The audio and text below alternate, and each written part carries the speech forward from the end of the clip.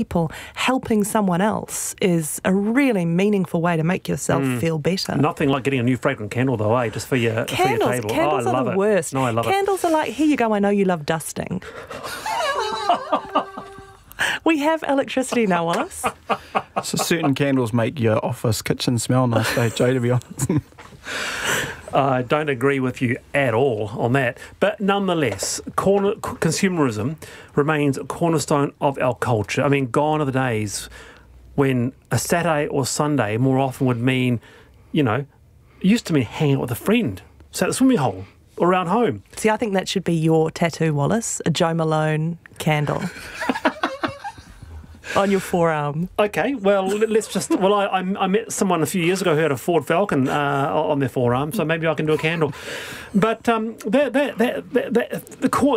the essence of it, isn't it? Consumerism is the cornerstone, and we need somehow to turn that around. Consumerism is a false god, and the sooner we recognise that, I think you'd be better off spending time in your garden. I think you'd be better off going for a walk. I think you'd be better off going for a swim.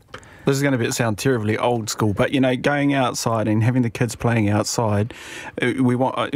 My wife and I have been talking about we need to make sure we get back to doing that more. And, not having them sitting on tablets and these sorts of things. But consumerism is just an extension of your Instagram post because you want to take your photo in front of having the most amazing looking car or, new piece of clothing or something like that. So obviously young people are going to want to buy more.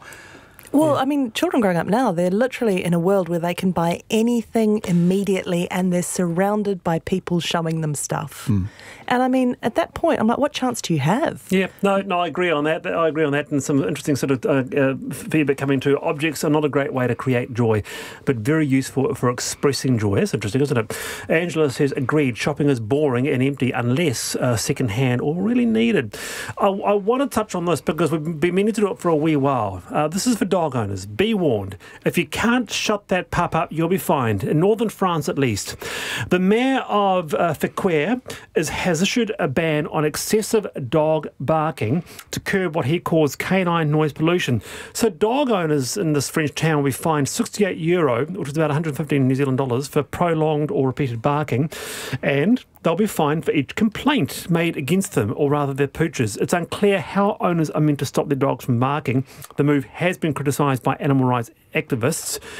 What do you make of this, Scott? Have you got a dog? Yeah, we've got a dog. We've got a puppy. She's a bulldog and she's about 1 year old. So she's got a bark, but she doesn't, it's not loud.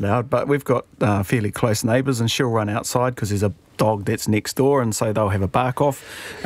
We've trained her pretty well to know that if we whistle at her, she'll come running back in, and she knows that that's enough. You can't keep barking, but we let her go because she's a dog. Dogs bark. Dogs bark. Dogs bark, although sometimes if I'm working at home, there is a dog in my neighbourhood that barks constantly, and my concern is for the dog. Yeah, absolutely. I think is that a dog in distress because it's been left, which is not its natural state. And dogs don't sort of bark just to hear their own voice, do they? There's a reason. They perceive a threat, they're looking for attention, or they're anxious. And so I think if you've got a dog, one of your responsibilities as someone who has a pet is to ensure it's not distressed. Yeah, our little Banjo, little Yorkshire Terrier, barks away, and I absolutely love it. Not quite sure about the neighbours, but nevertheless, he can bark to his heart's content, I reckon. He's probably angry at the candles, Wallace. Well, the car's parked outside me. No, he loves the fragrance, especially the orange mint. Hey, Joe McCarroll and Scott Campbell, you've been fantastic this afternoon. The panel, I'm Wallace Chapman. Thanks to Ali Ventura for producing this week. See you later.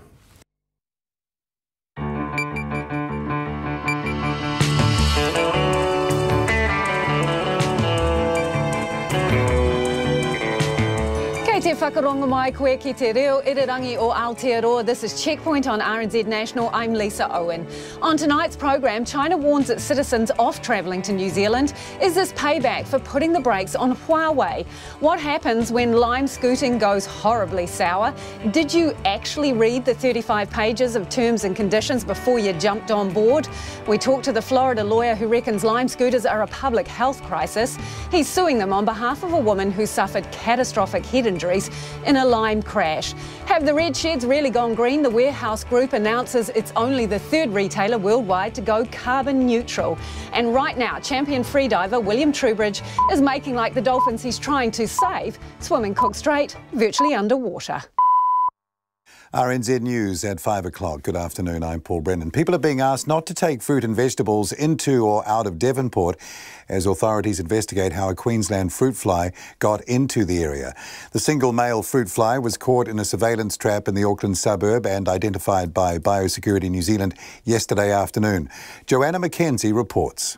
Biosecurity inspectors are on the ground in Devonport, placing more traps in the area and giving out information. The agency's spokesperson, Catherine Duthie, says they're not yet sure how the fly arrived there and more work is needed to find that out. She says as a precaution, restrictions are being put in place on the movement of fruit and vegetables in and out of the area. This is the 6th time the Queensland fruit fly has been found in New Zealand. Called Joanna Mackenzie Aho. As the Tasman fire emergency continues, NIWA says patches of land around the top of the South Island are in drought. Meteorologist Chris Brandolino says there doesn't appear to be any relief in sight, with very little rainfall expected in the driest areas for the next week. He says the hardest hit areas are the west of Nelson City. In the Tasman region, that's the area where we're seeing some areas of meteorological drought over toward Buller, as well in the West Coast region in that district, in and around Westport, maybe just north and east of there. So that is the region in that upper northwest corner of the South Island where we're seeing spotty areas. And we'll call it widespread, but certainly spotty areas of meteorological drought. NIWA meteorologist Chris Brandolino. DOC is closing some walking tracks and campsites and cancelling hunting permits in the Tasman district because of the extremely dry conditions. One person is in a serious condition from smoke inhalation after a fire at a restaurant in central Wellington sent smoke through a 6-storey building. Fire and Emergency says firefighters were called to the Willis Street building at 3:15, initially by automated alarms, but then by callers saying smoke was coming up from the ground floor restaurant. All 6 storeys of the commercial building were evacuated, but the fire has now been put out. One person was taken to hospital by ambulance. The White House has announced that President Trump will sign a new spending bill to avoid a further government shutdown, but will also declare a national emergency to fund his border wall. The bill has been approved by the Senate and is now being voted on in the Democrat-controlled House of Representatives. From Washington, here's the BBC's Chris Buckler.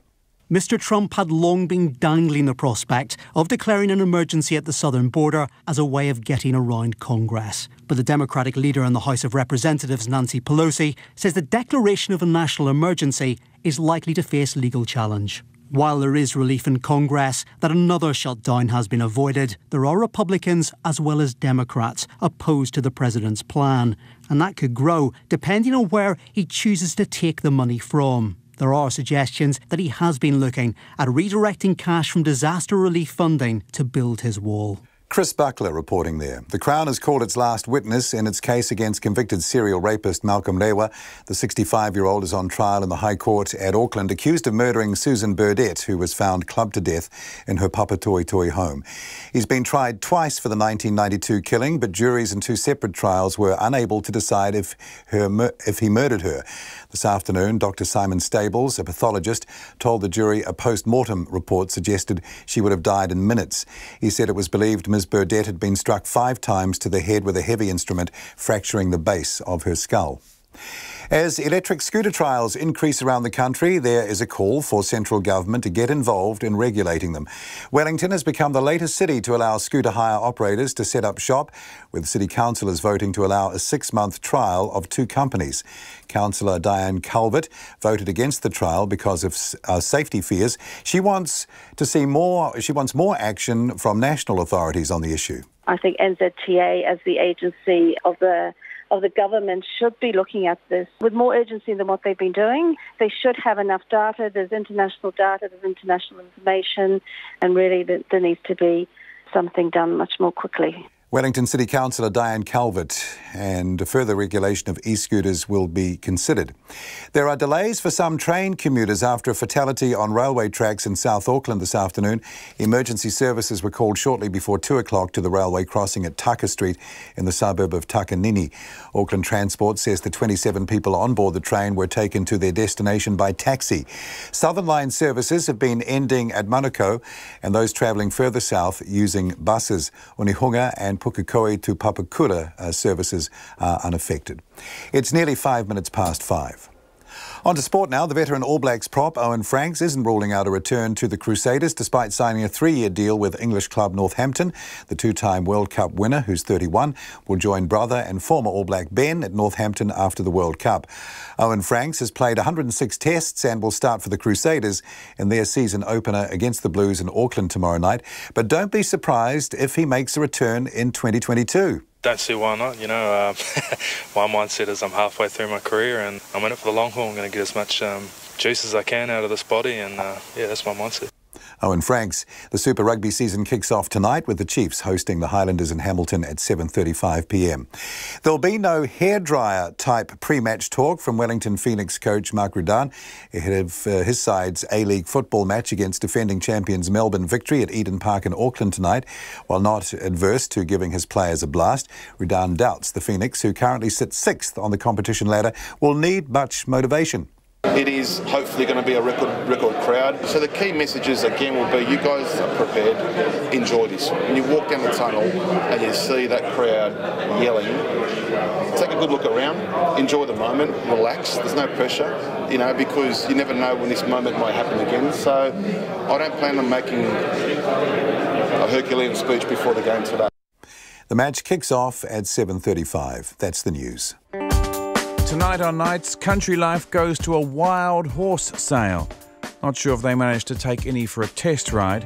Avalanche City is our Friday night live act, and Nicola Gaston continues our celebration of the periodic table with an introduction to lithium, which goes with a sonic tonic dedicated to calm, given that element's mind-settling properties.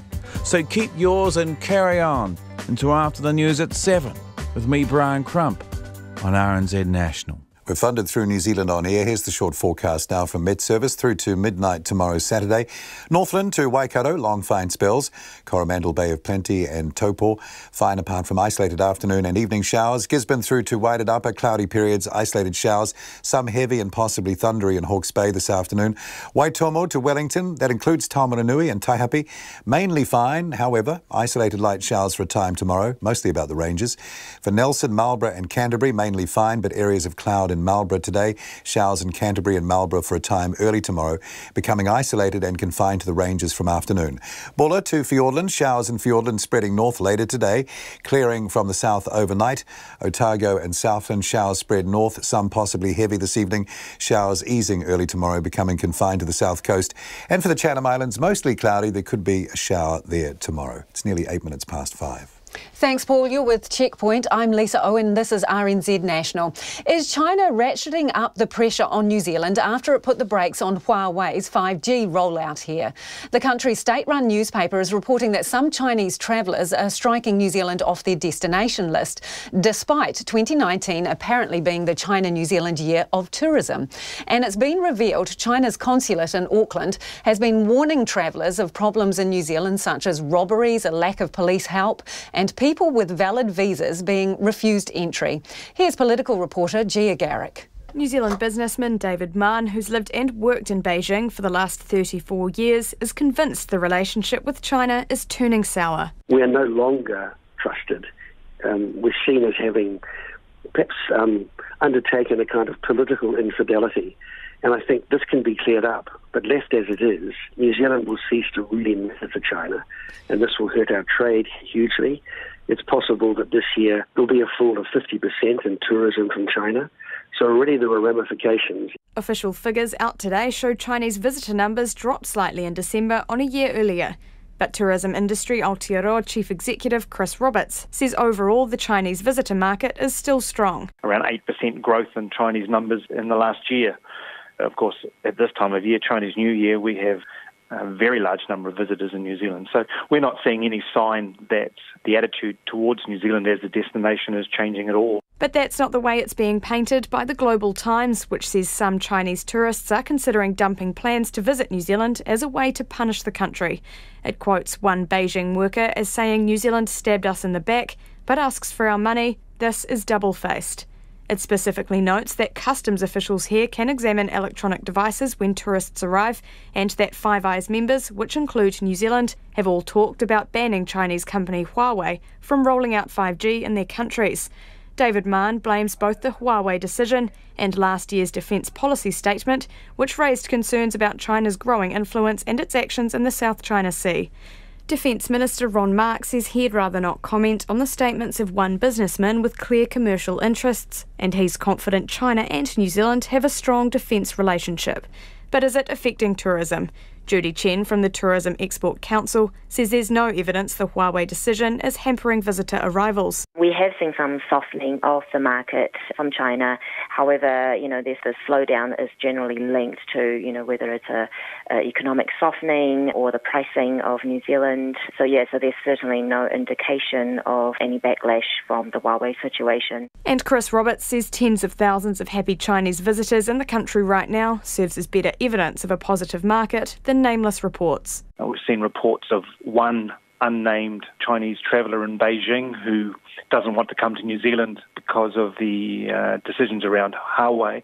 I don't think that's a realistic gauge of how Chinese think about New Zealand as a destination. And in another twist today, fishing giant Sanford, which has National Party President Peter Goodfellow on its board, reported issues getting salmon exports to China cleared through the country's ports. However, a New Zealand government spokesperson says export issues are likely to be due to skeleton staff being on deck due to the Chinese New Year holiday. New Zealand Trade and Enterprise Chair Andrew Ferrier told a select committee yesterday they've got no reason to believe anything's awry in the relationship between the New Zealand government and China. We've all been dealing with China a long time. I certainly did in my Fonterra days. And you're always going to have some friction at the border. We just don't have enough evidence to make a prediction that there's anything new right now. I know everyone is speculating on it, but we don't have enough evidence from our customers to give us anything. The Ministry of Foreign Affairs and Trade says it's not received any indication of anything out of the ordinary in China's border clearance procedures for New Zealand products. From Parliament for Checkpoint, Gia Garrick. Are you signing your life away when you sign up to Lime e-scooters? More than 1 million Lime rides have been taken in New Zealand since the scooters were first rolled out in Auckland, Hutt Valley, Christchurch and Dunedin. A milestone that coincides with ACC recording more than 1,000 e-scooter related injuries, ranging from grazers to serious head injuries. Serious enough for one woman in Dunedin to have part of her skull removed. We'll hear from her later in the show. And now Lime is being sued on behalf of a Florida woman left with catastrophic brain injuries after a crash.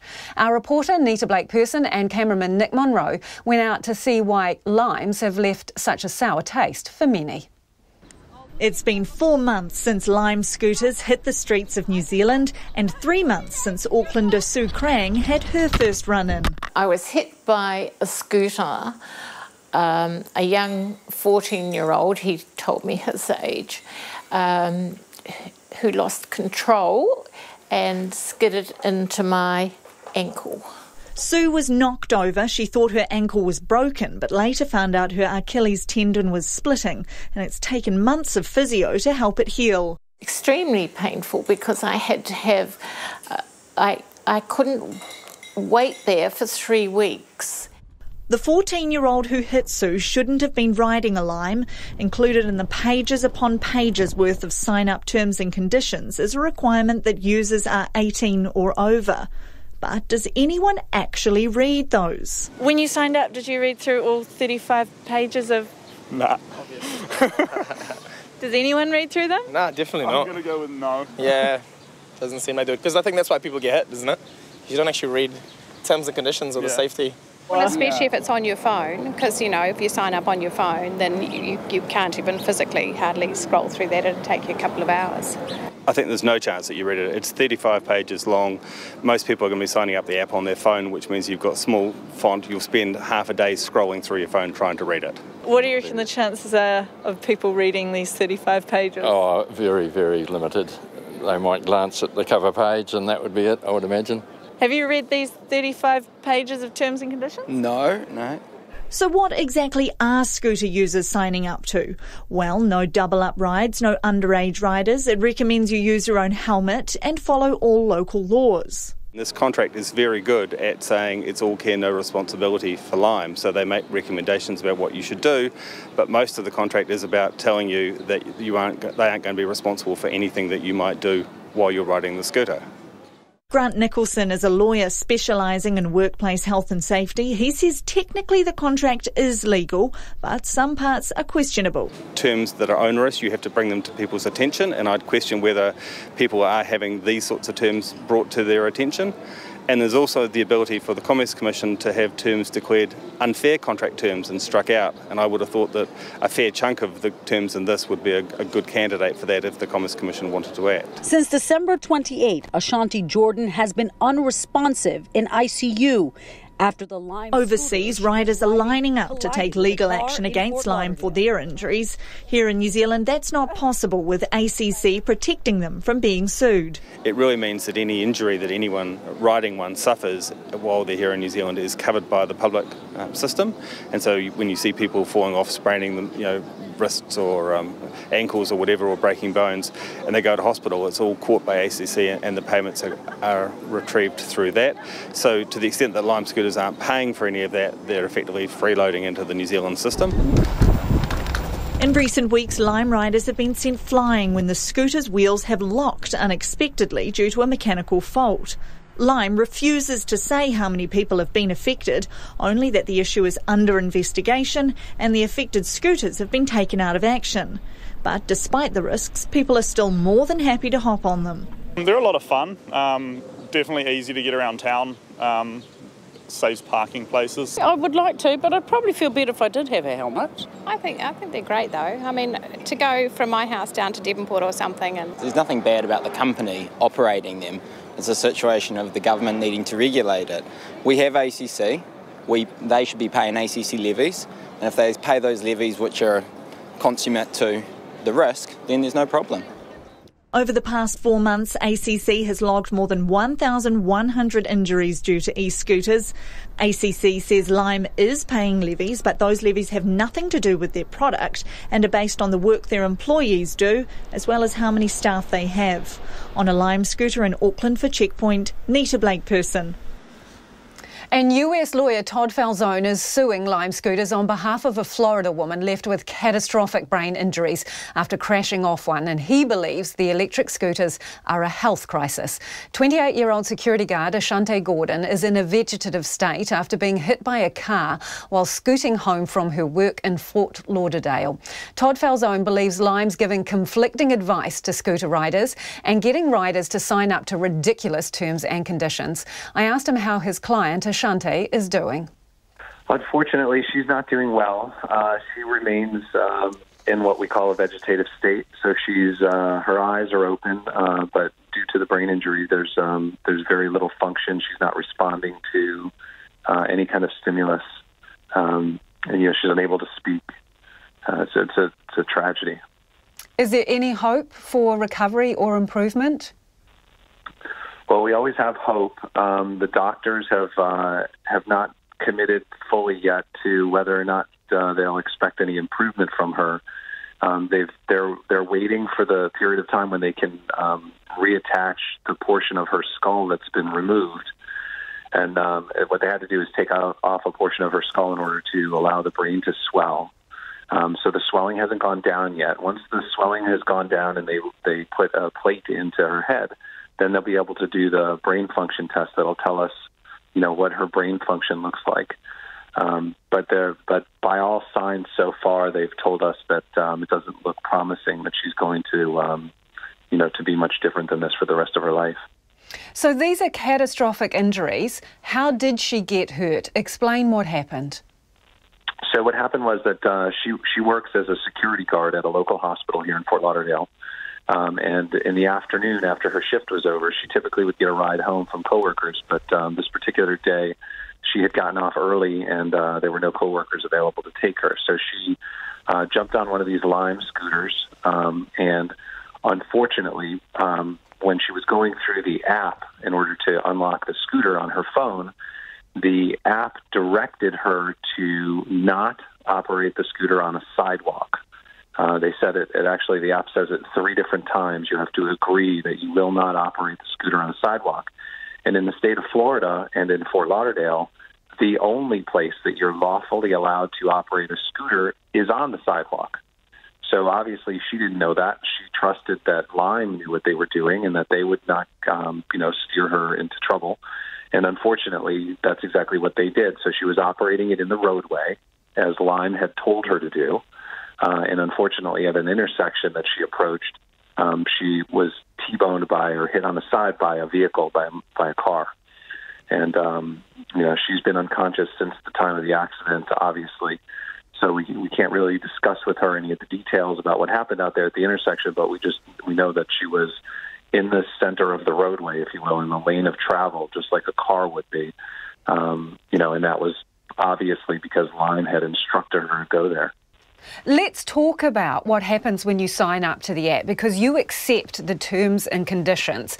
And, they basically tell you in those terms and conditions, if anyone bothers to read them, that you've got to obey the local rules and regulations. That's what they tell you. So on that basis, Ashanti should have, ridden her scooter where? On the footpath, against their original instruction? Yeah, and I'll tell you this, in our particular case, I'm not sure if the app is any different in New Zealand than the one that's here. But in our particular case, the terms and conditions are if you're going to read them on your smartphone, you're going to be there all day, because they are hundreds and hundreds of screens that you're going to have to flip through in order to get through the terms and conditions. And they're oppressive. It's not reasonable to expect that a normal person is going to read such conditions. And certainly, while they say in the terms and conditions that you have to follow laws, I don't know how reasonable it is to believe that someone who's going to jump on one of these scooters in the name of convenience is going to even know what the law is in the particular state that they're operating. And in this particular case, the laws in the state of Florida say that those scooters are illegal to be operated on roads, on bicycle paths, and on sidewalks. The only reason why Lime had a legal right at all to put these scooters in Fort Lauderdale was because of a local ordinance which allowed them the right to put them on the sidewalks. I don't know a single person, if you went out and polled, every single person who gets on one of these scooters as to whether or not they know what the law is or what the local ordinances are in their particular jurisdiction, I would pretty much bet you that none of them know what you're talking about. But so, it's one thing to... That is the thing, though, isn't it, Todd? Because they have these terms and conditions, and this is terrible what has happened to your client. It's sad and devastating for the family. But what is the personal responsibility? Because they lay out all the terms and conditions, and you're right in saying that a lot of people won't read them, but that's on the scooter rider, isn't it, if you don't bother to read the rules? Well, I would imagine that, everybody in Florida, the way that the law looks at it is they require people to act as a reasonably prudent person.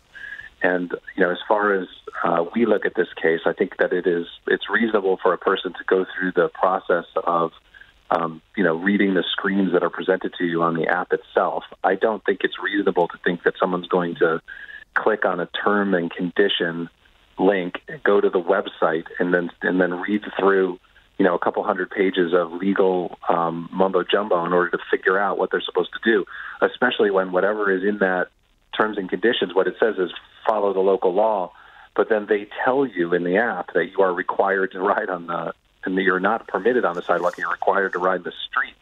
So it creates a conflict that I don't think a reasonable person would fully understand what they're getting into, and relative to these scooters. And that's really what, a jury will ultimately have to look at in our particular case. Have you tried one of these?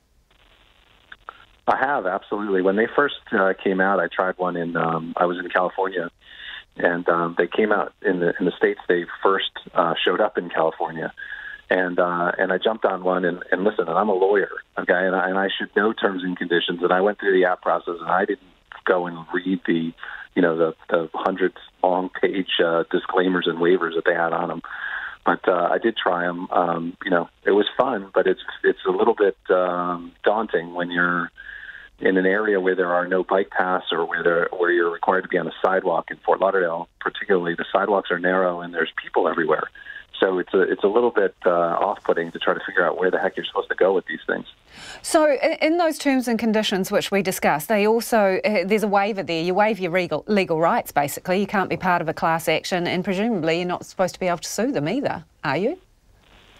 That's the theory. That's what they put in there. But, whether or not that holds up in court, I in this particular case, I'm very confident that the judge will invalidate those terms and conditions. So this is quite a significant case in that respect, then, to see whether you can even sue them. Yeah, absolutely. Listen, it's going to be an issue. I'm sure they're going to present it to the court at the first instance that they can. But we're ready for them because the law here is pretty well established that when you violate the law, your terms and conditions or exculpatory clauses or waivers become invalid as against public policy. How would you? You can't contract to break the law with someone, and that is in essence what they did. How would you describe Lime's approach to this?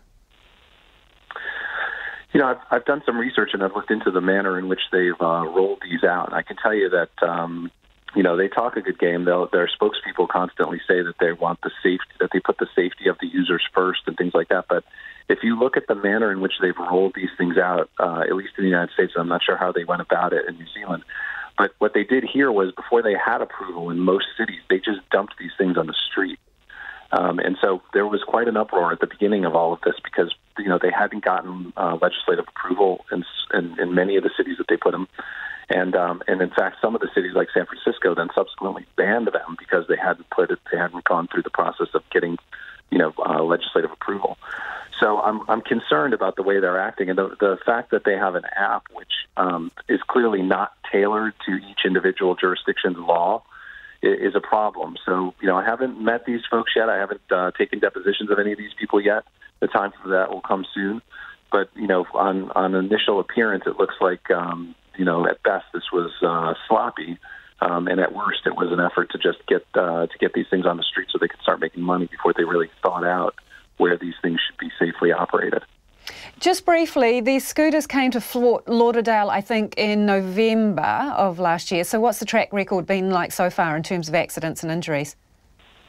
It's been horrendous. We have the one local hospital where my client actually happens to be is the main trauma center in Broward County. And they've indicated they've had at least 40 people admitted at the hospital as a result of scooter injuries. They're piling up rather quickly. In fact, the city commission here, which approved them in November, recently took the matter up again last week because of the number of injuries that have been happening out here. And they obviously, there were some concerns, and they're planning to rework some of the rules about where these things are permitted to operate and how fast they're permitted to operate. But they're, the doctors around the country here have been, rather outspoken that they feel that this is creating a public health crisis. Wow, those are strong words. I've read multiple statements from multiple trauma doctors around the country who have all concurred with that opinion. It is 28 minutes after 5, and that was Florida lawyer Todd Falzone, and he is involved in a lawsuit against Lime in the United States. We'd love to hear your feedback on that. You can tweet us at Checkpoint RNZ, you can text us on 2101, or you can email us checkpoint@rnz.co.nz. What do you make of the Lime scooters? Did you actually read the terms and conditions?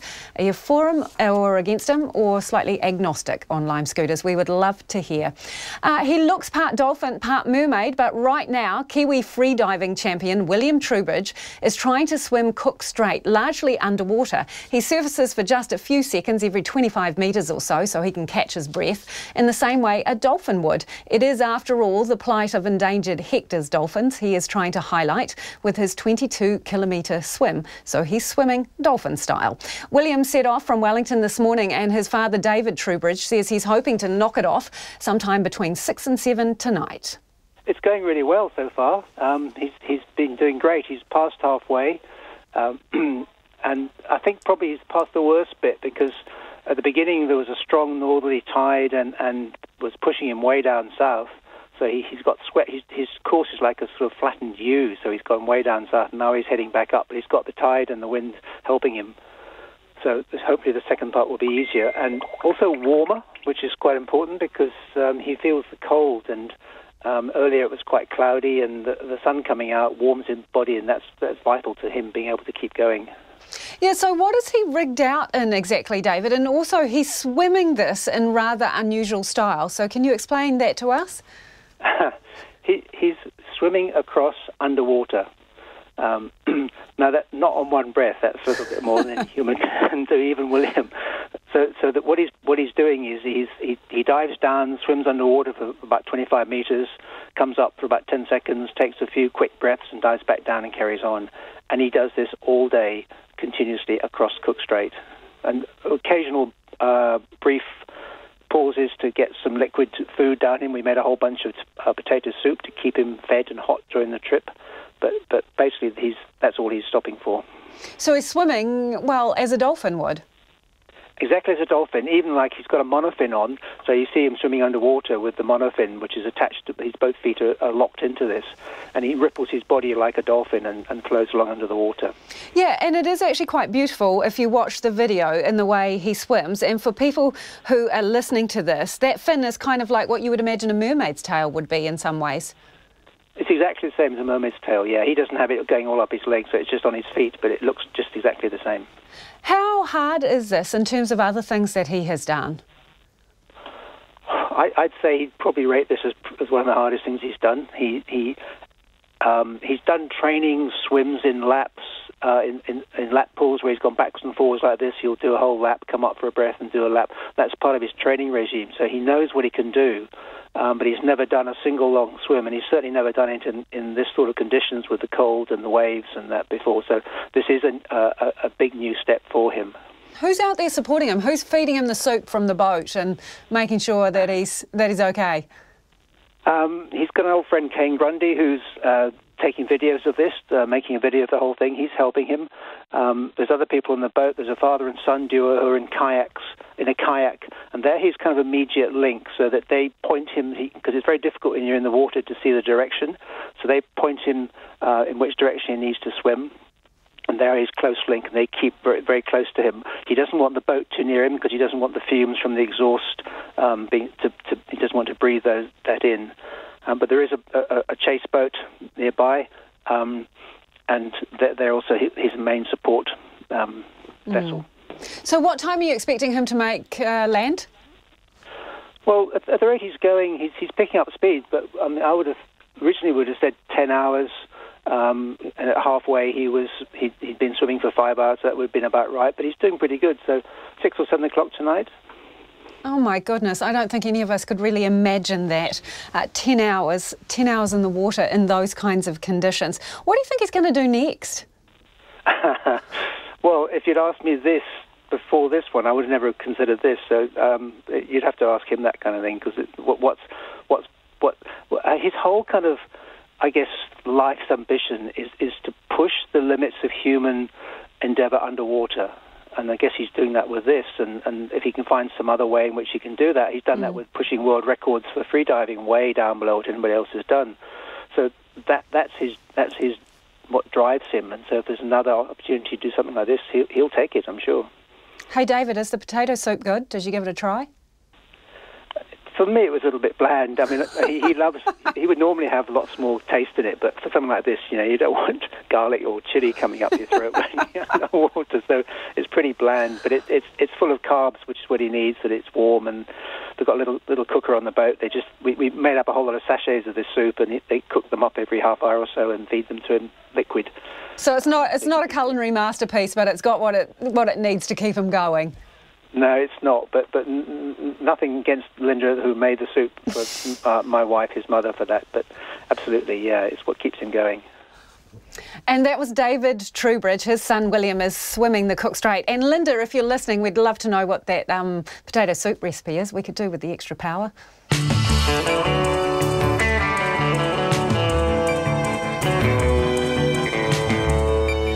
On Checkpoint on RNZ National. Are the red sheds really going green? Why Northland's famed mermaid pools are set to be closed off to the public, and the 11-year-old boy's painting of the Nelson fires that's attracting global attention. We would really love to hear from you. Don't forget, you can send your feedback in 2101 on the text. You can tweet us at Checkpoint RNZ or flick us an email at checkpoint@rnz.co.nz. But first, here's Paul Brennan with the headlines. Thank you, Lisa. New Zealand Trade and Enterprise says it has no evidence of any issues at the Chinese border for New Zealand goods. The fishing giant Sanford says it's having problems getting salmon exports cleared through China's ports. But NZTE says a likely explanation is the Chinese New Year holiday, meaning all businesses in China have been down to skeleton staff for several weeks. It comes as China's state-run newspaper reports some Chinese travellers are avoiding this country, despite 2019 being flagged as the China-New Zealand Year of Tourism. People are being asked not to take fruit and vegetables into or out of Devonport as authorities investigate how a Queensland fruit fly got into the area. The single male fruit fly was caught in a surveillance trap in the Auckland suburb and identified by Biosecurity New Zealand yesterday afternoon. As the Tasman fire emergency continues, NIWA says patches of land around the top of the South Island are in drought. Meteorologist Chris Brandolino says very little rainfall is expected in the driest areas for the next week. Meanwhile, DOC is closing some walking tracks and campsites and cancelling hunting permits in part of the Tasman district due to the extremely dry conditions in Nelson Lakes and parts of Abel Tasman National Park. The Crown has called its last witness in its case against convicted rapist Malcolm Rewa. The 65-year-old is on trial at the High Court at Auckland, accused of murdering Susan Burdett, who was found clubbed to death in her Papatoetoe home. He's been tried twice for the 1992 killing, but juries in two separate trials were unable to decide if he murdered her. This afternoon, Dr. Simon Stables, a pathologist, told the jury a post-mortem report suggested she'd been struck 5 times at the base of her skull and would have died in minutes. Train commuters in South Auckland are facing delays after a fatality on the tracks at Takanini this afternoon. Emergency services were called just before 2 o'clock to the railway crossing at Tucker Street. Southern Line services have been ending at Manukau, and Auckland Transport says those travelling further south can take buses. And those are the headlines. Thanks, Paul. It is about 25 minutes away from 6. You're listening to Checkpoint on RNZ National. I'm Lisa Owen. Let's go to business news now with Nona Peltier. Hi, Nona. Manufacturing sector activity for the January period, was it? Yeah, that's right. So we have this, it's a pretty interesting economic indicator. This is not a survey. Not a survey. Right. No, this is actually based on real data, and this is provided by manufacturers. Now, interestingly, new orders and production is down. It's still expanding, but not as much as it has been, and it's at the lowest level in 4 months. Now, the reason why is hard to tell, because at the same time, manufacturers are maintaining their employment numbers, so they're still hiring people, even though their orders are down. So it's a mixed signal. It's unclear whether or not what it means to the economy. Could be slowing, but you would think manufacturers would know how many people they need to work. So it could be both sides. We're getting a lot of mixed economic indicators at the moment, and that's because of the volatility we're seeing and uncertainty in the market. We could expect that to continue for sure. Interesting. Markets, anything that we need to note today? Interestingly, the U.S. retail sales numbers that came out were really poor, much worse than the market was expecting, marked to downgrade and perhaps economic growth in the final quarter of 2018. It's hard to say exactly what that will mean, but it did cause the Kiwi to hang on to the gains that it had in recent days. So we finished up at 68.3 US cents, 96.3 Australian and 53.3 pence. But however, the unsettling news did see the markets fall in Asia. So we were down 0.4%. That was a drop of 39 points to 9,246. Thanks, Nona. And let's continue the business theme. The red sheds have reportedly gone green, but is that a deep green or a light wash?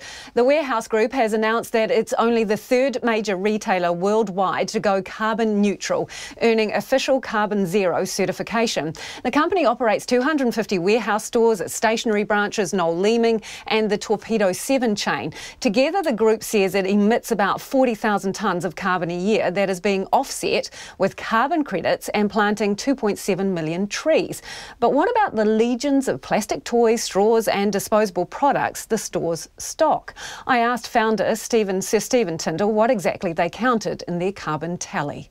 Basically, we've been measuring since 2010, and so Landcare Research are the people that have been doing all our auditing and measurements ever since then. It's a proper international methodology. So did you measure what? The vehicles you use, the aircon in your offices, Yes. and in the site? Everything. And the It's stock? basically everything from the time that the goods leave the country that they've come from, including all the freight, to everything that goes on in New Zealand, etc.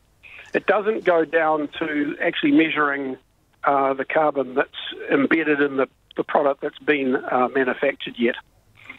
Isn't that the problem? You're not measuring the carbon used in the production of the things that you are selling.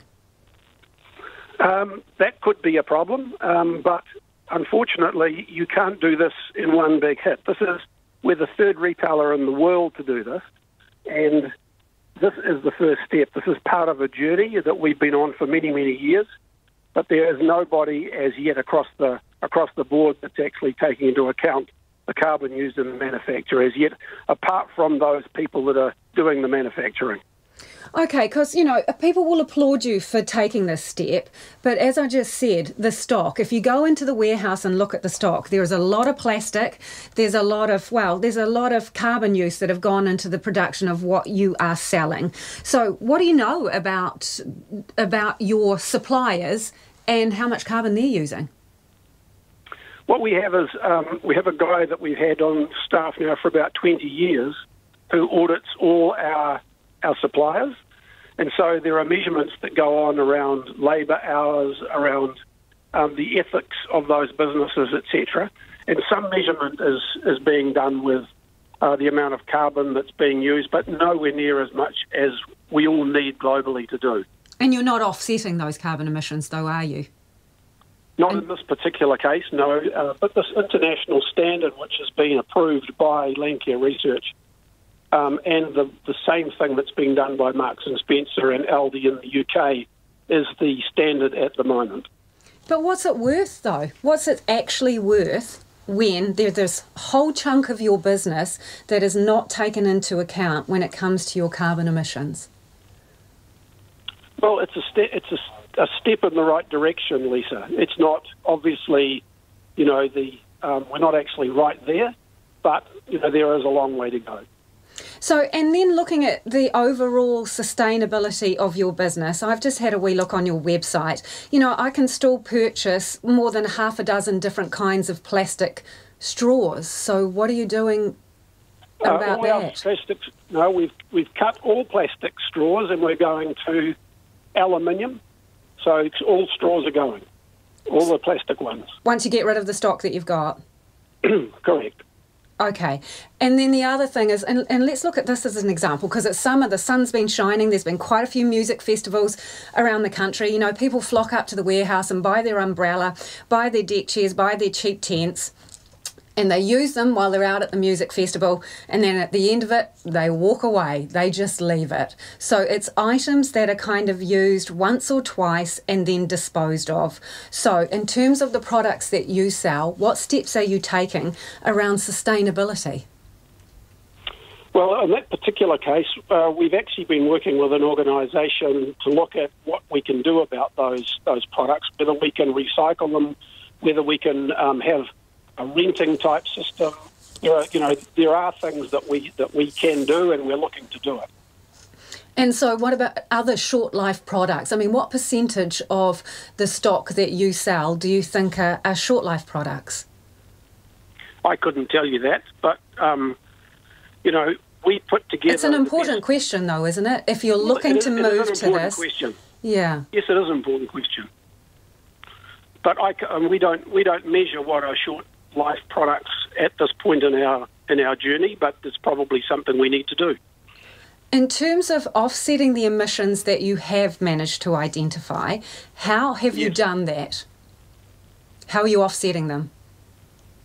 They're being offset right now by, number one, the emissions gold standard program that we're doing with Landcare Research in 3 countries, in China, India and Bangladesh, countries that we actually operate with.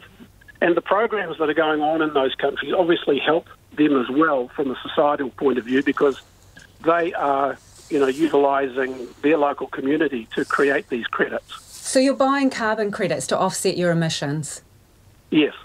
Isn't that robbing Peter to pay Paul? I mean, it doesn't actually overall take carbon out of the system, does it, at the moment? So you're benefiting from someone else's surplus.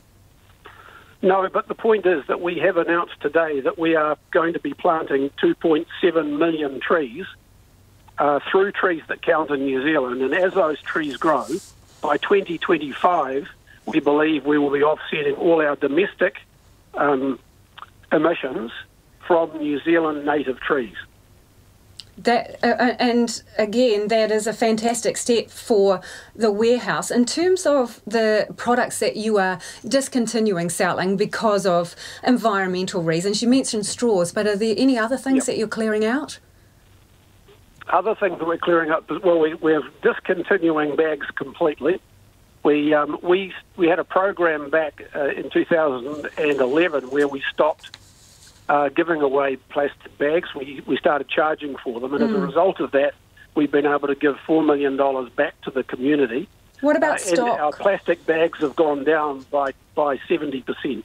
What about stock products that you've identified? So straws are one of the things. Those, what are they? Those LOL dolls that have about 14 layers of plastic and are made of plastic. Are there any items like that you're going to say, you're going to take a stand on and say, we're not going to sell these because they're not sustainable, they've got too much plasticky rubbish around them, goodbye? Any? Right. That is part of the announcement today, that we're actually setting off on a program to do that. So, we've got...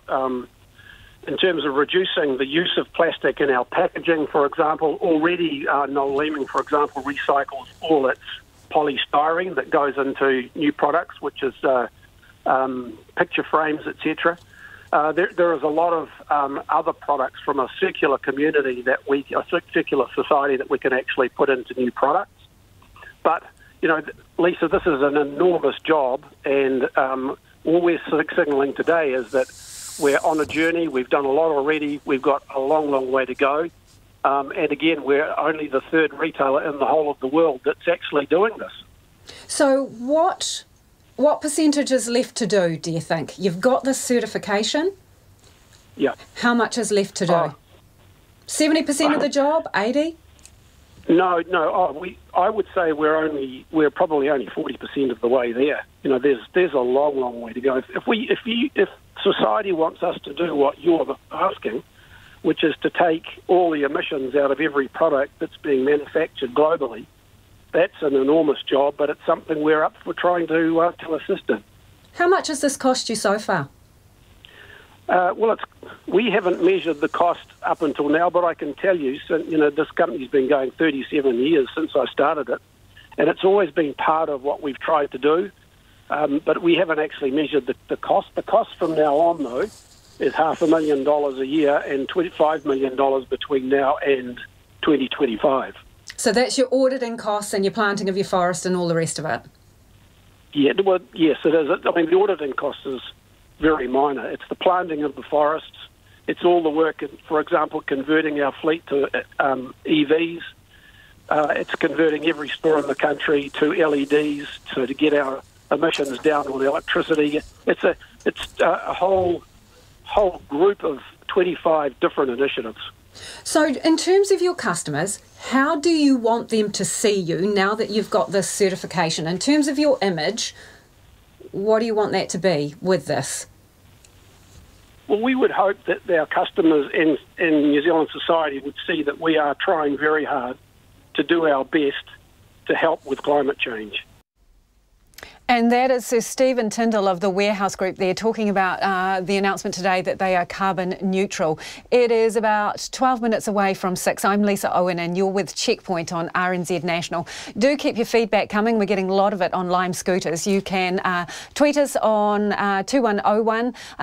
You can tweet us at Checkpoint RNZ. You can text us on 2101 or you can email us checkpoint@rnz.co.nz.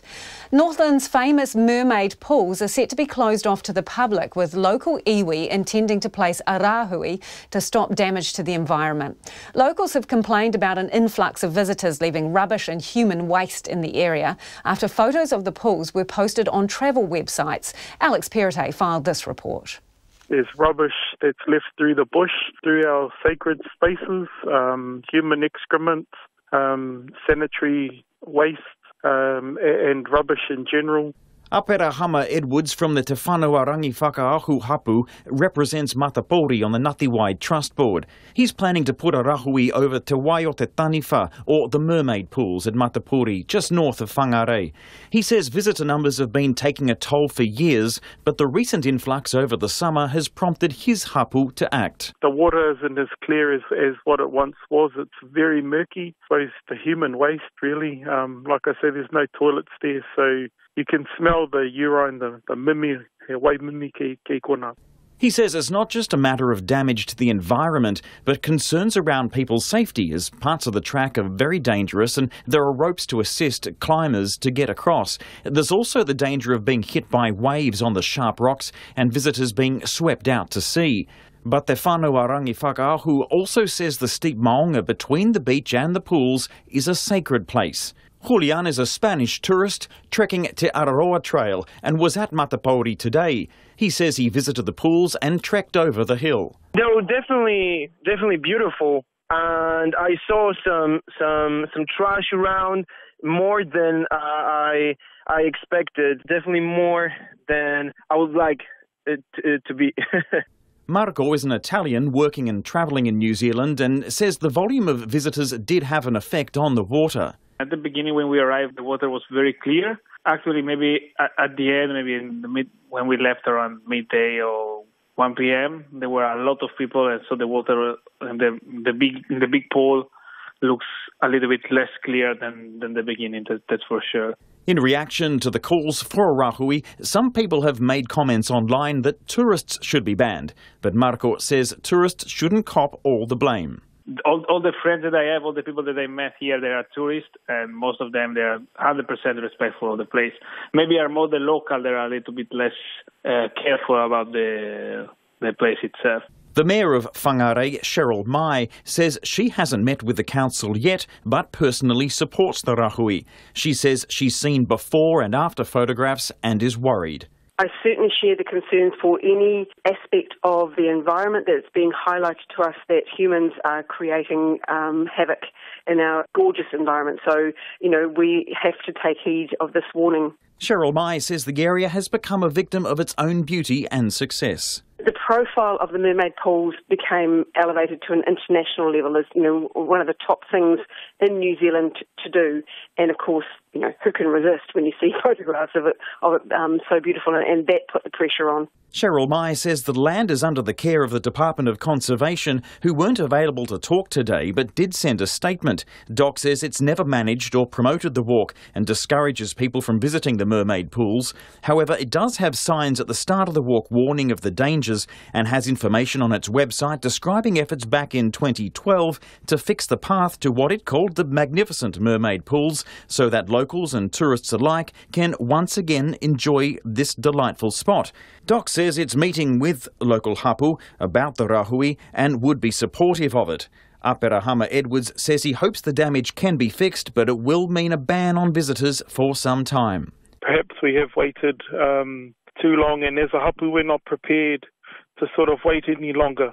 Something needs to be done, and so we've decided to place the rahui. Apera Hama Edwards says further details about the rahui will be agreed at an upcoming hui with all stakeholders. For Checkpoint, Alex Perrottet. Let's do some feedback now. We're getting a lot of it on the Lime scooters. This person is saying, can we get the age breakdown of all the ACC claims? The overwhelming majority I've seen on them are under 18, and there needs to be a way created to charge Lime for the percentage that are underage users so they take responsibility to fix the model. This obviously relates to the fact that the terms and conditions say you shouldn't be on a Lime scooter if you're under the age of 18. We'll look into that for you. This person says, when I downloaded the Lime app along with the full T's and C's, I got a short list of rules, including the age restriction, no doubling, suggestions to wear a helmet and to follow local rules, among other things. Everyone I talk to, this person says, seems to know the rules. They may or may not follow them. From an ACC perspective, limes are a lot safer than many popular activities like rugby or DIY, and compared to cars, they cause very little harm and therefore should be encouraged as an alternative transport. Thank you for your feedback. Do keep it coming. Hawke's Bay apple and pear growers who feared their fruit being left to rot due to labour shortages are getting some much needed help this month from overseas tourists. The government has declared a seasonal labour shortage for the region, which allows some visitor visa holders to take up 6 weeks of work in the industry. Growers are welcoming the move, but they say they need long-term solutions. Ben Strang reports. Hawke's Bay pip fruit growers have known since early January they were in for a bumper crop. But there was a risk much of it could be lost due to a lack of people to pick it. The head of New Zealand Apples and Pears, Alan Pollard, says unemployment in the region has almost halved over the past 2 years, and orchard owners simply don't have the bodies to do the work required. We release a crop estimate every year mid to late January, so we have an external analysis done of what the crop's likely to be. From word around the industry, we know how much is being planted and how much is coming into production, so we do get to have a look long term at what our labour position is. What we didn't forecast was the significant fall in unemployment. The industry is between 300 and 400 workers short, and it's hoped allowing tourists to enter the workforce will solve the problem. The declaration allows holidaymakers to apply for a variation of conditions on their visitor visas, allowing them to work on orchards and vineyards in Hawke's Bay.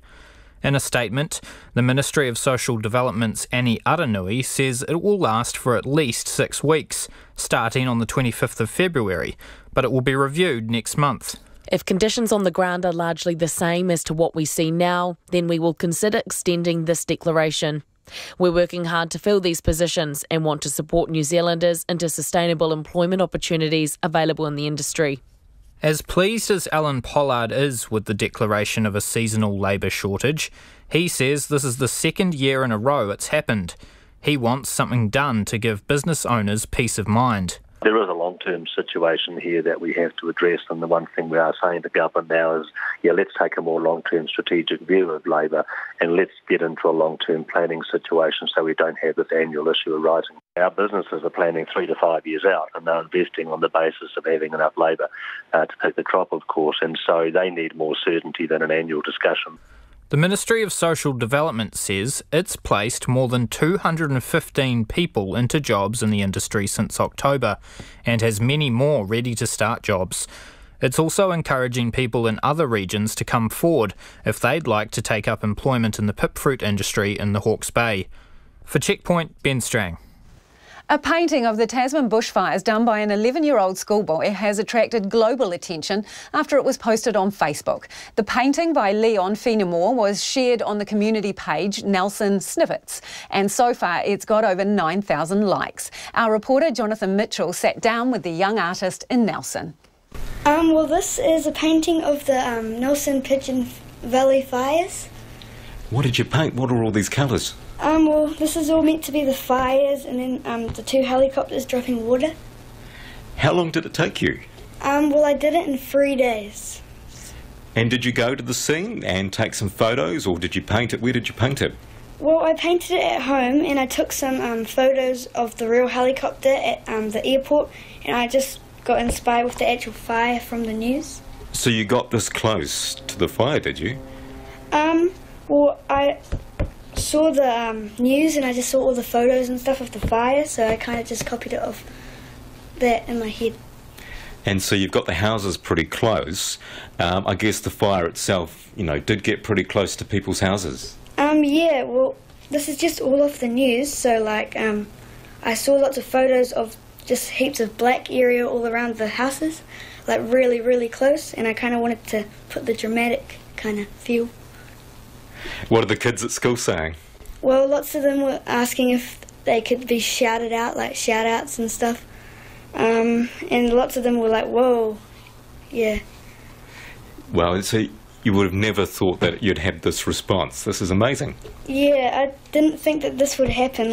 I just thought of this painting like one of my night thoughts, like you wake up and you're like, oh, that'd be a good idea, and then remember in the morning. And this canvas is actually reused because it was another drawing and I had it, and I thought that why not? Because it was like the big thing, yeah. I guess the last thought is, what's your response to the people of New Zealand that have commented about your painting? Well, thanks. Just really cool. Feels so famous, And that was a fantastic picture. He's quite the artist, Leon. We were just marvelling, actually, at the detail in the helicopter he drew there. Just a quick bit of feedback before the news at 6. This is on the Warehouse Group saying that they're going carbon neutral. They've been certified carbon neutral, but it's the emissions locally and doesn't include the products that they sell. This texter says, as the original environmental manager for the warehouse some 15 years ago, I can tell you the message hasn't changed. We're looking into it. It's a long journey, etc., etc. Don't believe the spin of Sir Stephen Tindall, this person says. But Jenny, on the other hand, says, for heaven's sake, express some encouragement about the Red Shed's green attempts. Jenny says they're doing so much more than Farmers or Briscoes. And she says we are ignoring the responsibility of consumers for buying crappy goods. RNZ News at 6 o'clock. Good evening, I'm Paul Brennan. New Zealand Trade and Enterprise says it has no evidence that there are any issues at the Chinese border for New Zealand goods. The fishing company Sanford says it's having issues getting salmon exports to China cleared through the country's ports. But a New Zealand government spokesperson says a likely explanation for that is the Chinese New Year holiday, meaning all businesses in China have been down to skeleton staff for several weeks. NZTE Board Chair Andrew Ferrier told a select committee this week it has no reason to believe anything is awry at the border. We've all been dealing with China a long time. I certainly did in my Fonterra days. And you're always going to have some friction at the border.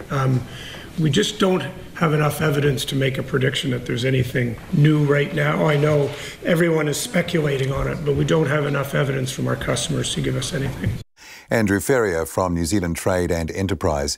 Restrictions on the movement of fruit and vegetables are in place in an Auckland suburb after a Queensland fruit fly was discovered. Biosecurity New Zealand says the fruit fly was identified yesterday afternoon in Devonport. It's the 6th time one of the flies has been found in the country. The last was 2015. Catherine Duthie from Biosecurity New Zealand says the discovery was made as part of normal checks. We run a surveillance system of more than 7,500 traps across the country specifically targeting fruit flies. So this was discovered as part of our routine surveillance. So it's in a relatively confined area, and that's the area of focus at the moment. Catherine Duthie says people living in the area will be given more information about the fruit fly over the next few days. DOC is closing walking tracks and campsites and cancelling hunting permits in the Tasman district as it faces its worst drought since 2001. A state of emergency continues in rural valleys near Nelson, with hundreds of people still out of their homes after 10 days of fire. DOC says the extremely dry conditions have ramped up the fire risk around Nelson Lakes and in parts of Abel Tasman National Park. The department will be closing at least 3 tracks, 5 campsites and 4 huts. DOC spokesperson Roy Gross says they are working with fire and emergency and tour operators to make sure visitors understand the risks and know what to do if a fire breaks out. He's urging people to take every precaution, including not smoking. The Crown has closed its case against serial rapist Malcolm Rewa. The 65-year-old is on trial in the High Court at Auckland, accused of murdering South Auckland woman Susan Burdett. He's been tried twice for the 1992 killing, but the juries were unable to decide if he murdered her. Dr. Simon Stables, a pathologist, was the Crown's last witness. He said a post-mortem found Ms. Burdett had a fracture to the base of her skull, which would have required a lot of force. To fracture through the base of the skull requires a significant amount of force. In fact, that injury, that fracture through the base, is something that is more commonly seen in car accidents, so you can imagine the force involved in that. Dr. Stables said the report suggested Ms. Burdett died in minutes. The Indian Prime Minister Narendra Modi has condemned a suicide bomb attack on security forces in Indian-administered Kashmir as a dastardly assault. More than 40 paramilitary soldiers were killed when a car filled with explosives rammed a bus carrying the troops to the main city of Srinagar. Police Inspector Zulfikar Hassan says it's a terrible scene. There was a terror incident. The CRPF convoy, which was coming from Jammu and going towards Srinagar, was attacked. We have suffered damage to the vehicle as well as to the men.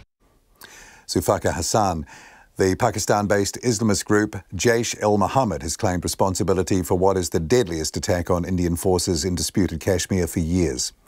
Rescue services say a lone fisherman plucked from a life raft off the west coast can probably thank his distress beacon for saving his life. The Rescue Coordination Centre received a beacon alert from a vessel which was on fire about 12 miles off Cape Foul Wind near Westport about 11 o'clock this morning. The Greymouth search and rescue helicopter was dispatched and airlifted the man from his life raft. The Rescue Coordination Centre's Senior Search and Rescue Officer, Jeff Lunt, says if the man didn't have a distress beacon, he may still be at sea now. About 400 people have turned out in Wellington today to farewell a leading health official who passed away a week ago. Stuart Jessamine, who was 60, died at his home on February the 7th, and his funeral service was held this afternoon at Wellington's Old St Paul's Church. Dr Jessamine joined the then Health Department in 1993 as a senior medical advisor. Over the following 26 years, he was the spokesman on things such as psychoactive substances, public health and protection, regulation and assurance. At MedSafe, he helped establish consumer information about medicines as a resource for their safe use. It's coming up to 5 minutes past 6. To sport now. Improving their away record is the Highlanders' focus as they begin their Super Rugby season against the Chiefs in Hamilton tonight. The Highlanders finished 6th last year, one spot behind the Chiefs with a 10-win, 7-loss record. Of their 9 away games, they won just 3, and coach Aaron Major says turning that form around will be key this year. It's an area we highlighted from last season. Pretty good at home and pretty average on the road. So there are a couple of gaps that we've been looking to fill there, and probably just more around our performance mindset that sort of at the back end of the week, and make sure we get our travel right. And there's no real magic bullet. It's just making sure that we're aware of where we're at in certain parts of the week and make sure we nail our travel plans in that sort of last 24 to 36 hours. Aaron Major. The Māori Ferns captain Rona Peters believes the NRL All-Stars stage is a chance to showcase why Indigenous sides should compete at Rugby League World Cups. The Ferns will play the Indigenous All-Stars in Melbourne tonight, and Peters says this is an opportunity to make a statement. Out of this, yes, we can, give a good display, but would like us to go represent Māori and let the Indigenous represent their culture too at maybe a World Cup. That'll be cool because the whanaungatanga and Māori and Indigenous are similar. So at the World Cup, seeing both these teams go into a World Cup will be pretty primo. Rona Peters. And the Wellington Phoenix will test just how well their A-League revival is going when they host defending champions the Melbourne Victory in Auckland tonight.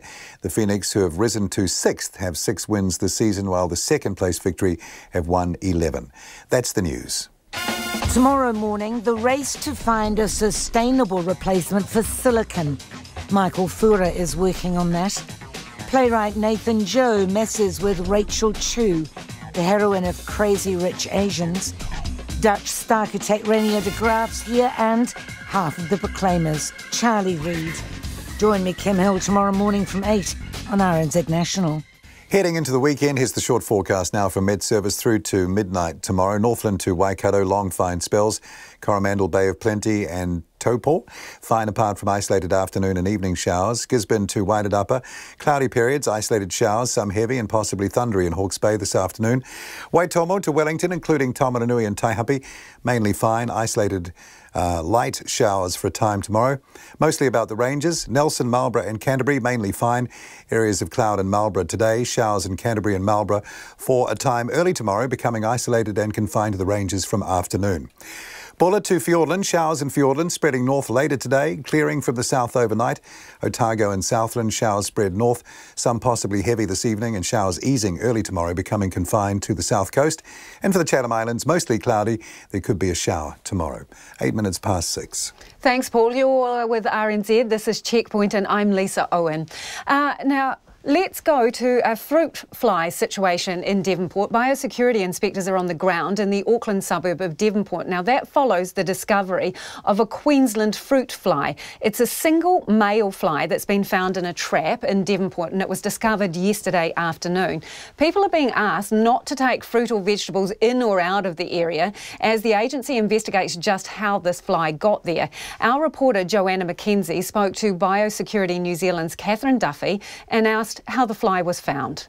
So we run a surveillance system of more than 7,500 traps across the country, specifically targeting fruit flies. So this was discovered as part of our routine surveillance. And whereabouts exactly? Sort of in someone's garden? Sure, it was found in a trap in the Auckland suburb of Devonport. So it's in a relatively confined area, and that's the area of focus at the moment. How could it have come into the country? Typically, these fruit flies come into the country in fruits or vegetables. We don't know the pathway of entry of this. We're doing some further investigation at the moment. And when was the last time a fruit fly was discovered in Auckland? So the last time we had a fruit fly detection in Auckland was in 2015. What's going to be happening over the next day or 2 days or weeks to try to find out what's been going on? So from this particular detection, we'll lay out some further traps in an area around this first find, and we'll be doing some really good investigation in the area, working quite closely with the people who live there. There will be restrictions on the movement of some fruits and vegetables within the area, and for those exact details, people need to check our website. We'll also be providing brochures to people in the area so that they know what's going on. The Crown has closed its case against serial rapist Malcolm Lewa with its final witness detailing the fatal injuries of his alleged murder victim. Susan Burdett, a 39-year-old accounts clerk, was clubbed to death in her South Auckland home in 1992. Lewa has been tried twice for her killing, but neither jury was able to decide if he murdered her. Our court reporter, Annika Smith, has been following his third murder trial, and she filed this report. And just a note that this story contains some graphic material that some people may find uncomfortable. The violence and brutality that ended Susan Burdett's life was inescapable in the High Court at Auckland today. Justice Venning warned jurors of the photos they were about to see before the Crown called pathologist Dr. Simon Stables to talk them through a post-mortem report, originally completed by Dr. Timothy Kohlmeyer in 1992. Dr. Conway says, I believe that the deceased was struck at least 5 blows to the head with a heavy implement, the blows being delivered from the general direction of the left side of the deceased. The injuries to the skull and brain are of such severity as to have been necessary and rapidly fatal. The Crown's case is that Rewa murdered Ms Burdett in the course of sexually assaulting her. The 65-year-old has already been convicted of raping her, but juries from 2 previous trials couldn't decide if he murdered her. A wooden baseball bat sitting in a glass box in the front of the courtroom had been found next to her body. This afternoon, Crown Prosecutor Gareth Case asked Dr. Stables if he could conclusively say it was the murder weapon. You can't get exact. All you can do is give an opinion as to, yes, whether this particular instrument is consistent or not. Certainly a baseball bat, given the nature of the fracturing underneath this, would be consistent with a baseball bat being used. Dr. Stables also explained a bruise to the back of Ms Burdett's left hand, a mark consistent with a defence injury. This is absolutely classic for a defence injury, so she has tried to protect herself, and in fact, and rather than the body or the head take the blow, the back of the hand has. He said one important observation had been the normal weight of Ms Burdett's lungs. Someone who has a significant head injury, if they survive for a period of time, you get fluid build up in the lungs. So the result of that is the lungs at the autopsy then will weigh quite a bit. They're a lot heavier. He's not noted that at the autopsy. The lungs in fact weighed normal, which actually supports the proposition that this woman actually died very, very quickly. And when I say quickly, I mean within minutes. Dr. Stables likened the force applied to Ms Burdett's head, which fractured the base of her skull, to that seen in car crashes. I think this has required a significant amount of force. The skull itself is not uniform in its thickness, so actually the skull on the sides is actually quite thin, but to fracture through the base of the skull requires a significant amount of force. In fact, that injury, that fracture through the base, is something that is more commonly seen in car accidents, so you can imagine the force involved in that. The defence will open its case on Tuesday. Atuiti ko te mātua ko Annika Smith aho. Despite strong objections from locals, a dredging and disposal company has been given the green light to dump even more sludge in the sea off Great Barrier Island. The Environmental Protection Authority has granted Coastal Resources Limited a 35 marine consent to dispose of 250,000 cubic metres of dredged sediment each year. Our reporter Sarah Robson has the story. Coastal Resources already has permission to dump 50,000 cubic metres of sediment at a site 25 kilometres east of Great Barrier Island. In June last year, it applied to expand its operation. The company dredges material from marinas around Auckland and Waikato, and it's expecting its activity will ramp up as Auckland prepares to host the America's Cup. The Environmental Protection Authority received 76 submissions about the application, with the vast majority against the consent. They included the Great Barrier Local Board and its chair, Izzy Fordham, who says they are disappointed by the EPA's decision. We're no scientists by any sense of the word. Our concerns were for the environmental impact of it, the effect on mammals and sea life, the whole biosecurity risk that goes with it. Izzy Fordham says the local board doesn't have the resources to be able to appeal the decision. I just sincerely hope that it doesn't impact on our ocean environment. In 2019, we really need to be doing better for our oceans. Local iwi also opposed the consent application, as did the Auckland Conservation Board. Its member, marine scientist Andrew Jeffs, says Coastal Resources never addressed their concerns about the impact of vessel noise on marine mammals. It can stop them feeding. It can, mess up social groupings. It can stop them from communicating with one another and create difficulties for them in finding food. Andrew Jeffs says it's surprising the EPA gave Coastal Resources the go-ahead, despite rigorous scientific evidence about the problems underwater sound can cause. And the Hauraki Gulf is recognised internationally as one of the most pristine habitats for marine mammals. Many of the people who own boats in marinas around Auckland are people who love the Hauraki Gulf. They love the fact that they see marine mammals when they're out on their boats, and they'll probably be prepared to pay a bit more for their marina space in order to protect what they love about the Gulf. Andrew Jeffs says while it's more expensive, other options for dumping sediment on land should be considered. In its final decision, the EPA said any potential adverse effects would be restricted to the disposal area, and adverse effects on other interests like commercial fishing would be negligible. Coastal Resources will have to carry out regular environmental monitoring of the dumping site. The company did not respond to requests for comment. Mō te hōtaka o te ahi, ko Sarah Robson, aho. In a bid to avert another partial government shutdown, US President Donald Trump will sign a new bipartisan government funding bill. But in a bold move, he's also set to declare a national emergency to fund his border wall. In what Fox News describes as a garbage compromise, the $1.3 billion bill includes only a fraction of what Mr. Trump wanted for his border wall. But he's planning to bypass Congress using emergency powers to source the money another way. That led Democrats to accuse the president of a gross abuse of power. The BBC's Chris Buckler reports from Washington. After months of wrangling, the longest government shutdown in American history, and constant warnings from President Trump that he wouldn't agree any deal that didn't include $5 billion for a border wall with Mexico, a funding bill without that cash passed through the Senate with little controversy or opposition. But the leader of the Republicans in the Senate, Mitch McConnell, made clear immediately that the wider fight isn't over.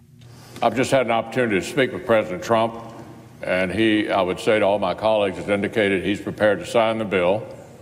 He will also be issuing a national emergency declaration at the same time. That won't have come as a shock to anyone. Mr. Trump had long been dangling the prospect of declaring an emergency at the southern border as a way of getting around Congress. But the Democratic leader in the House of Representatives, Nancy Pelosi, says the declaration of a national emergency is likely to face legal challenge. That's an option, and we'll review our options. But it's important to note that when the president declares this emergency, first of all, it's not an emergency. While there is relief in Congress that another shutdown has been avoided, there are Republicans as well as Democrats opposed to the president's plan. And that could grow, depending on where he chooses to take the money from. There are suggestions that he has been looking at redirecting cash from disaster relief funding to build his wall. Chris Buckler reporting there. Now to Dunedin, where a woman is on the road to recovery after she was hit by a truck while riding a Lime e-scooter. The 26-year-old American master's student says scooter riders need to wear helmets to stay safe. Our reporter Tess Brunton spoke to Renee Whitehouse from her hospital bed this afternoon. It was nearly 2 o'clock in the morning on January the 18th. Renee Whitehouse had been busy working behind the bar at Dunedin's Octagon. She was tired and sober and hopped on a Lime e-scooter to go to the supermarket, then head home. And oddly, I remember being at home, going to sleep. But I think that's my brain playing tricks on me, because the next thing I remember was 2 nurses being over me, telling me that I was in the ICU and that I was hit by a truck, and having me move my arms back and forth to, I guess, see if they still moved. It was less than a month ago. She remembers lying in intensive care, covered in tubes and hooked up to a machine to help her breathe. But now she's back working on her archaeology masters at the University of Otago from her hospital bed, and dancing using the ballet bar at the Dunedin Hospital. I would just want to get back to as normal life as possible until they put the skull flap back in, and that'll be in 3 months. Hopefully in April, and then recovery time, and then I'll really get back to normal and do everything that I was doing before. The skull flap she's referring to is part of her skull that was removed. It's roughly the size of her hand. Ms. Whitehouse says if helmets were compulsory, it would have saved her a lot of grief. She says there are common sense rules to riding a Lime e-scooter that need to be obeyed, like riding in the bike lane and ringing the bell when travelling in pedestrian-heavy areas. It's like riding a bike. It's kind of fun, except it's a motorized vehicle, and you need a helmet, and you need to follow the rules. And if you don't follow the rules, then stuff needs to happen to change that. And they really should be off the streets by dark, because especially with all the drunk students that are coming back, it's going to be really dangerous. She says the support has been overwhelming from her friends in New Zealand and back home, and from her family, particularly her parents, who travelled over to be in Dunedin as she recovers. Ms. Whitehouse says she hopes people will learn from her crash and become more aware of their surroundings. More aware of what their bodies can take and what they should be doing to take care of themselves and others. You're going to ride the scooters everywhere. Make sure that the people around you are okay, that you don't almost hit people, you don't scare them, wear a helmet. Ms. Whitehouse is hoping to be back home before next week. In Dunedin for Checkpoint, Tess Brunton, Tēnei. A war of words has broken out between an Auckland business group and some of its members who say they're being stonewalled and cut out of decision-making. Last year, Marcus Amosa was elected to head the Avondale Business Association, but the executive board says it won't recognise him as chair, upsetting many local business owners. Joanna McKenzie reports. The suburb of Avondale is famous for its bustling Sunday market and the eponymous Spider. It's an area that Marcus Amosa is passionate about, and he believes there's more the business association could do to improve the area. Connecting with landlords and doing some sort of painting drive or projects that target the beautification of Avondale, rebranding, new image and new life. So social media. Connecting. We need to connect with each other. He was voted in as chair in October, taking over the position from long-serving member Duncan MacDonald.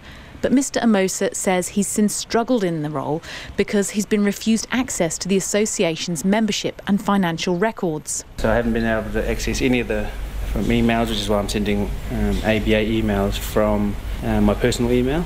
It all came to a head at the start of February when executive board members told Mr Amosa his membership of the association had been declined and he could no longer be chair. Interim chair Victor Martic says it's simply a matter of Mr Amosa not meeting membership standards. Of the 11 on the committee, 2 weren't validated at this meeting and they were asked to go away and get more information. Now, one of them happened to be Marcus. Mr Martic says there have been personal attacks on social media about existing board members.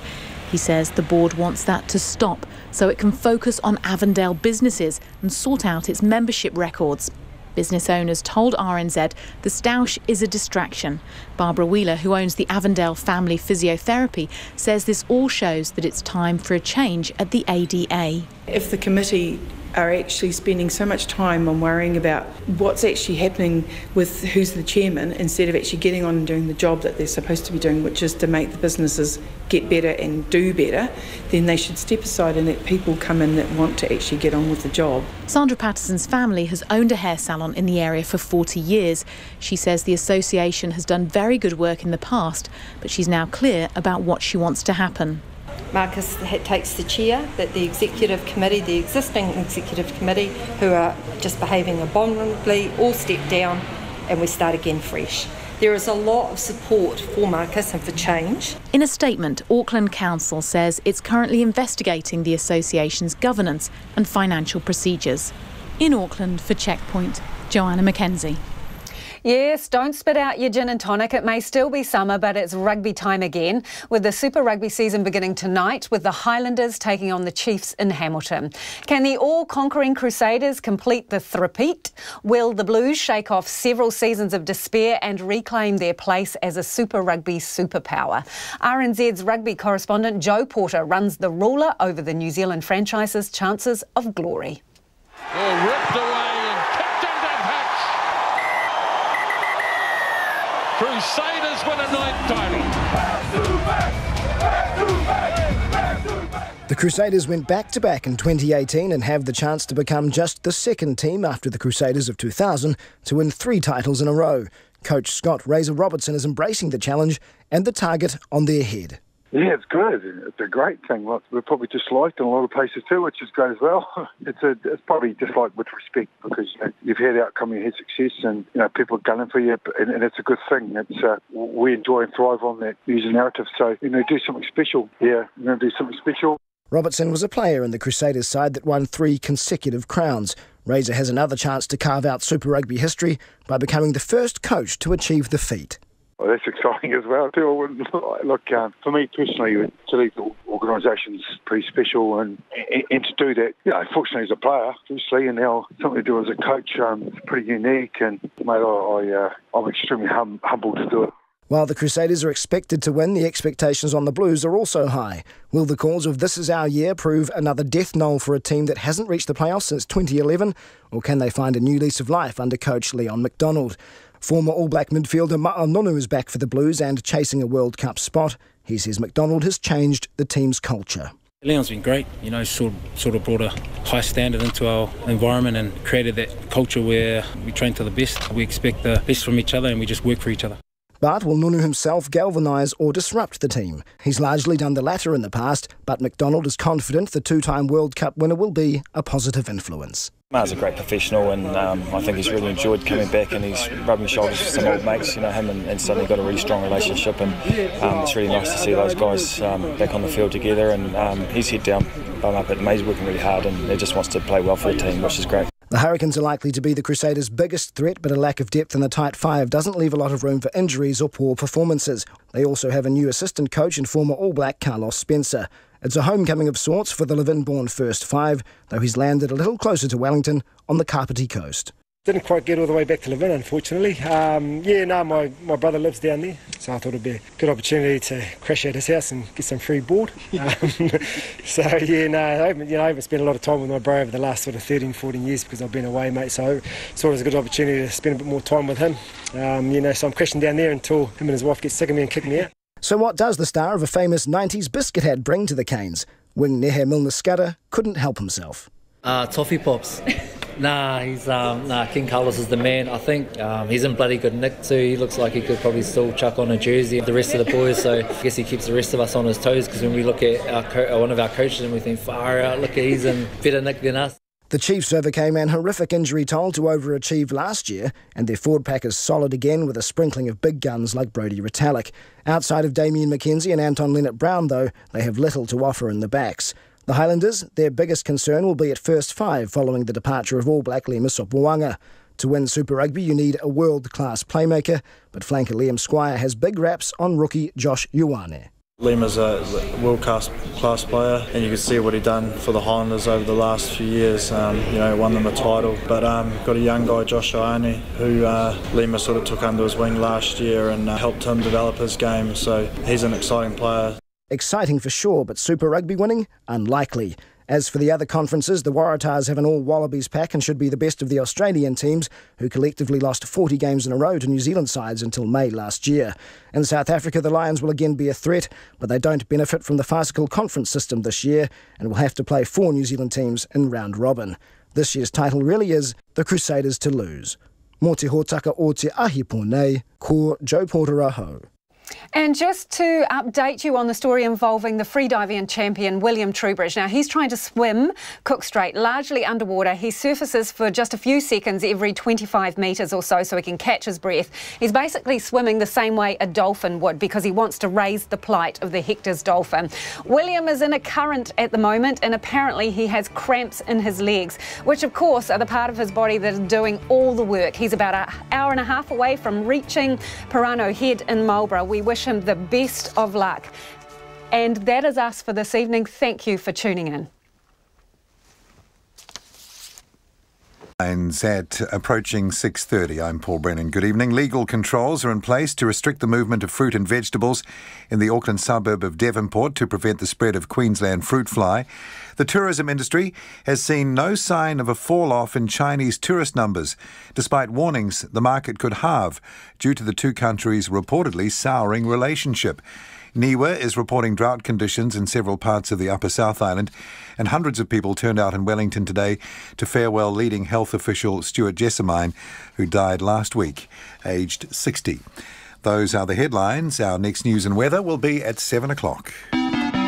RNZ National, with a fresh take on the day's news at 10 every weeknight with Karen Hay. We've inherited some real difficulties in the construction industry, including the latest national and international news from the RNZ News team. People with homes in Redwood Valley, Teapot Valley and part of Pigeon Valley aren't allowed to return yet. And always live when and where we need to be. Andrew Geddes is a professor in the Faculty of Law at the University of Otago and he joins me now. In-depth news on Lately with Karen Hay from 10 every weeknight on RNZ National.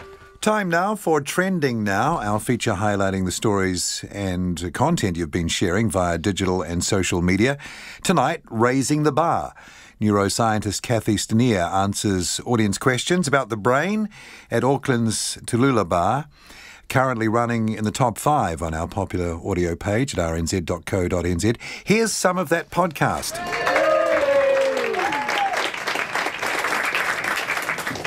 Hi everyone, thanks for coming out. Okay, so tonight, thank you very much for coming along. This is Secrets of a Neuroscientist.